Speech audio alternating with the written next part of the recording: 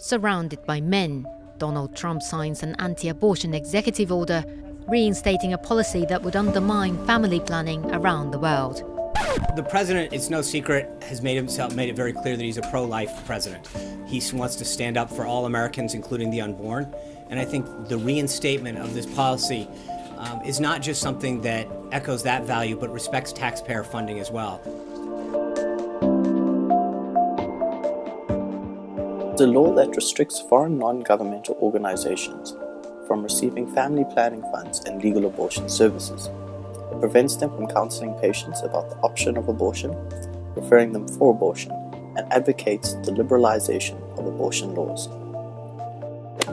Reagan established this law, which was then known as the Mexico City policy, in 1984. Since then, each Republican president has reinstated the law, and each Democratic president has cancelled it. Democrats stated that it silenced the reproductive rights of women around the world and dishonored the American value of free speech.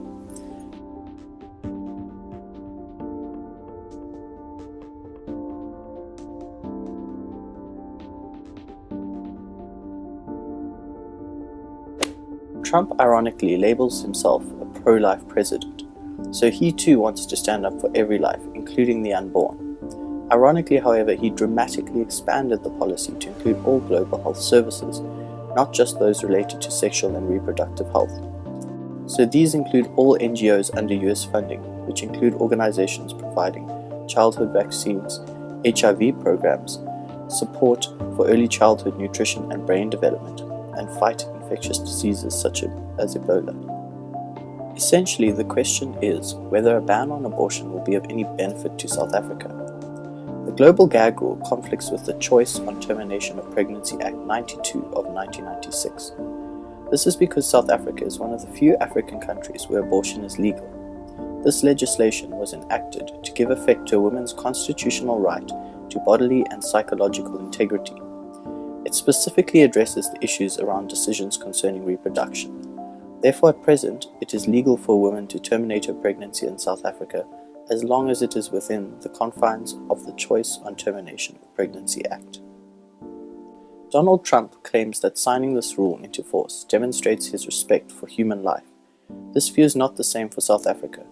This is because on the 24th of May 2004, the highest court in South Africa expressed, in the case of Christian Lawyers Association versus Minister of Health, that a person born in South Africa only acquires rights, i.e. the right to life, once they are born and take their first breath.